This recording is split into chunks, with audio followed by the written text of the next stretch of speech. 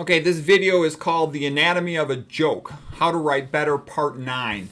So, jokes are a pretty advanced verbal skill.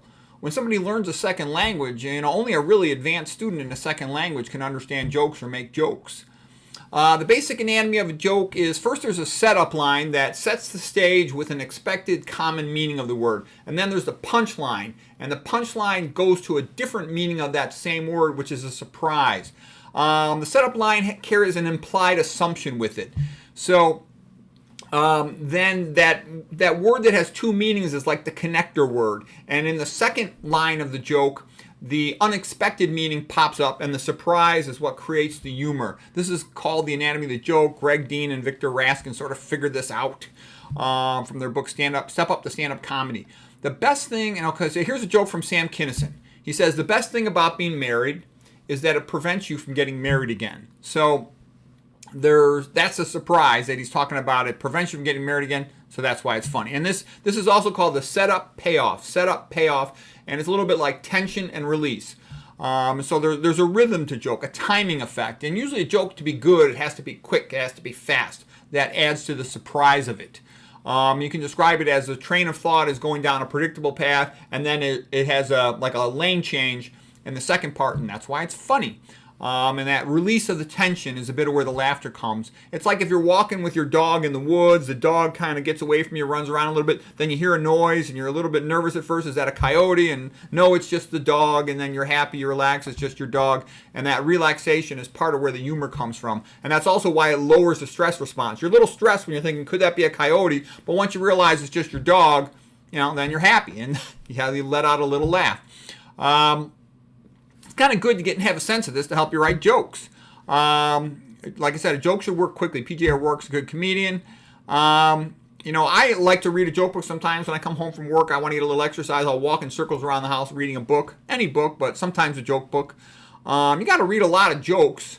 Like maybe 100 of them. I used to collect all these jokes. It was kind of like, I almost had like a personality transformation thing. Like when I came from college, I just studying all the time and wrestling all the time. I was a little bit socially awkward according to my family, and so I started collecting all these jokes because I know everybody liked to talk about jokes. Nobody wanted to talk about books, so I collected them, and sometimes I still collected them for years. I actually have thousands of jokes stored up in my files. I have files of all kinds of quotes and jokes and stuff. So I'll be reading a joke on the kitchen table. My wife comes up to me. She says, "Why you read that nonsense? Why don't you get a moonlighting job and make some money for this family?" I say, "Yeah, right."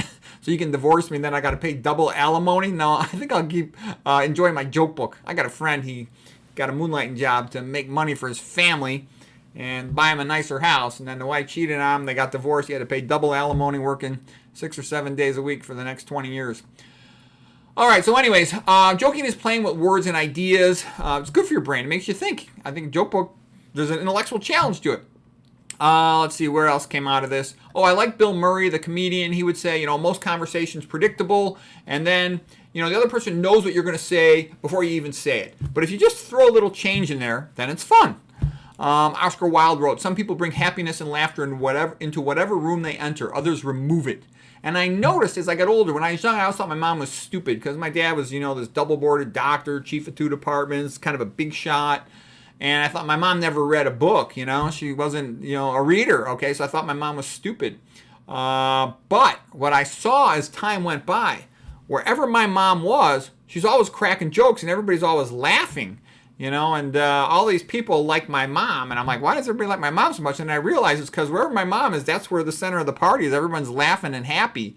And so I realized, too, that's another good reason to have a good sense of humor and joke around. Everybody likes that. So I learned that a lot from her as I got older. Okay, here's a quote from Goethe. He says, "The intelligent man finds laughter in most things, the sensible man in hardly anything." To get funnier, you just read a lot, watch comedians, joke with your friends. I had the experience like my kids, when they would want something, I would have these little debates with them, and I would challenge them back and forth or tease them. I would say things to them like what my father had said to me, "You just failed your instant IQ test," or "Why should I do that?" And it was funny. My kids sometimes would be a little annoyed with that, the little debate back and forth. But as I got older, my kids were like, "You know what, Dad? You helped me learn how to talk." They go, "Because I have these little back and forth arguments with you when I'm at school and I joke with my friends. Everybody says I'm funny because I crack all these jokes because I'm in the habit of doing that, arguing in a funny way back and forth with you. So that was one good thing I did as a parent. I screwed up plenty of other things. Jeffrey Miller, psychologist at University of New Mexico, wrote a book called The Mating Mind. And he said that women like a man who is funny because it's an indicator of intelligence that is hard to fake. So I took this book where he wrote that and I showed that to my wife. And I said, look, if you ever divorce me, I'm going to be able to attract another woman with my funniness. And my wife said, you don't understand. Women like a man who's confident with a sense of humor. That's different. You are funny like a clown. Women don't like clowns.